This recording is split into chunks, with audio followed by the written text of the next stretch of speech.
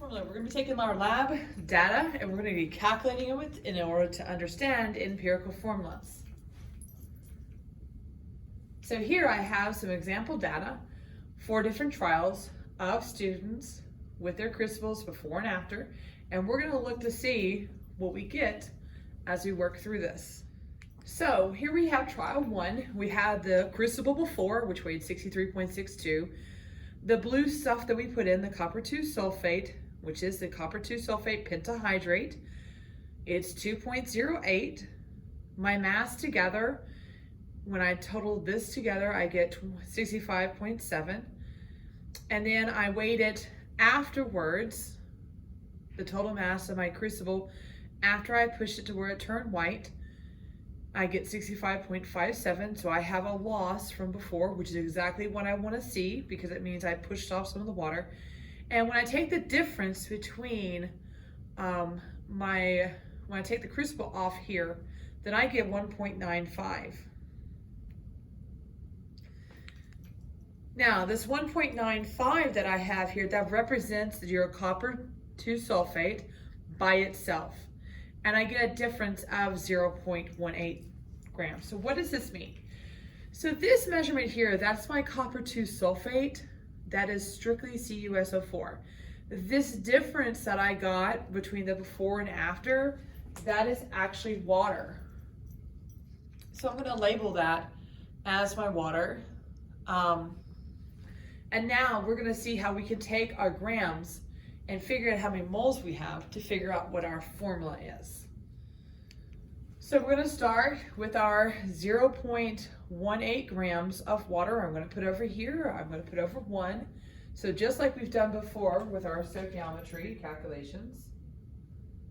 And then I need to convert it from grams to moles. I'm going to use what I have right here for H2 that I've already summed together. So 2 hydrogens plus 1 oxygen equals 18.02. We're going to place that on the bottom, and we get 1 mole H2O on top. Now I'll do the math on that, and when I do 0.18 divided by 18.02, I get a really, really small number. So don't be scared by that, that's normal. Okay, and that's our moles of our water.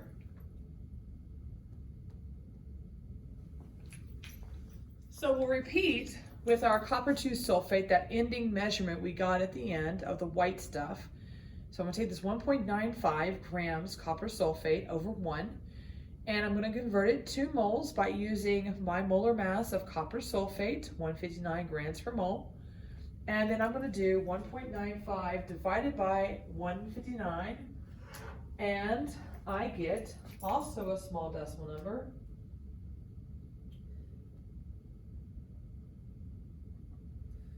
so we divide by the smallest number, and hopefully you agree with me that it's this number right here, because I got 0.0099. So I need to divide it by itself.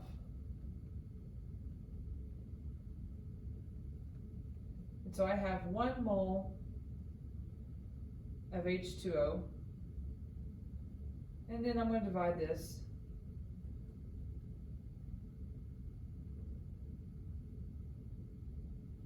and I get 1.24.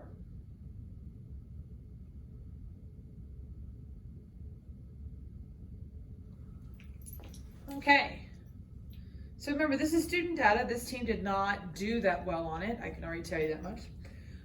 And so I need to get 1.24 to a whole number.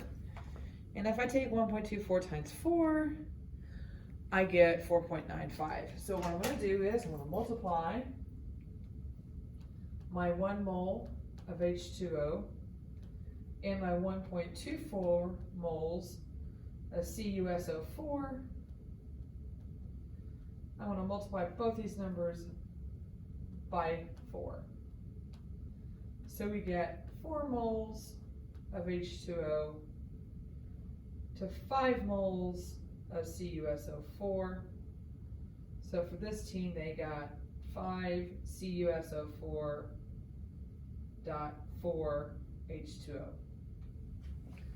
So they didn't do so good.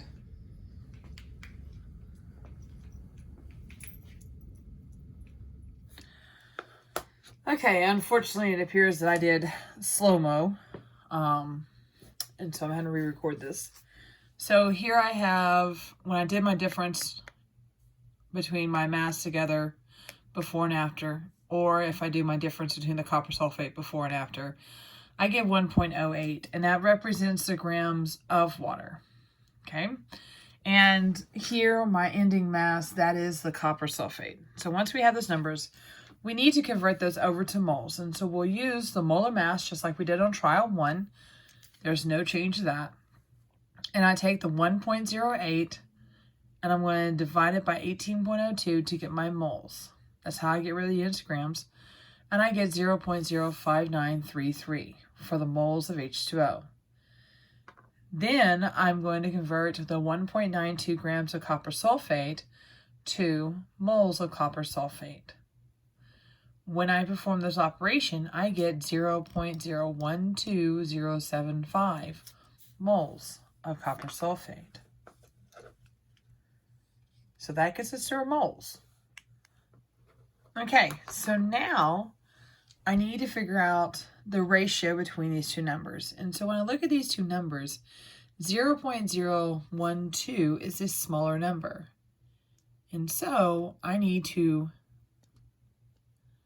divide by itself and make that 1. Because anything divided by itself becomes 1. So I have 1 mole of copper sulfate. And whenever I do to one number, I must do to the other. And so I will divide by 0.01207. And when I perform this operation, I get 4.96 moles H2O. 4.96 is 5. So for this team here, they got 1 copper sulfate to 5 H2O. That's their ratio. So how well do they do? The accepted value for copper sulfate pentahydrate is CuSO4.5H2O. So this team, even though it's not a perfect 5.00, they're right on the mark with their 1 to 5 ratio. So this team has no percent error. They hit the mark. So we need to compare trial 1 to trial 2. So trial 1, they didn't hit the mark. They had 4 moles of H2O and 5 moles of copper sulfate. This team has error. They missed the mark. Trial 2 has no error whatsoever. They hit the mark because this is our accepted value, which is 1 copper sulfate to 5 pentahydrates. And so if I was to determine what the molar mass was for our accepted value, I would add up my molar masses of the copper sulfate and the pentahydrate. And when I do that sum, I get 249.02. Okay? Grams per mole. And again, this team has no error, so they don't have to do percent error because they're right on the mark. So this team here needs to do percent error. And one of the first things we want to do, let's go down here and let's figure out what this weighs, okay?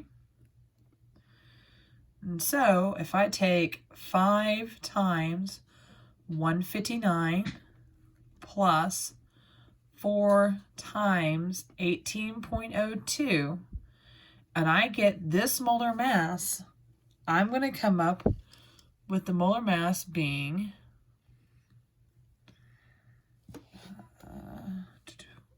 867.08 grams per mole. So that is the formula mass or the molar mass for this team. Now let's find out how off they were. How much error did they have? To find out what percent error this team has, we're going to do accepted minus experimental divided by accepted times 100. Now, the top part is in absolute value bars, and so this number has to come out positive automatically. So the accepted was the 249. That's what everybody was trying to get to. This team's experimental value was this number over here, this 867.08. Then we're going to divide by 249 and multiply by 100.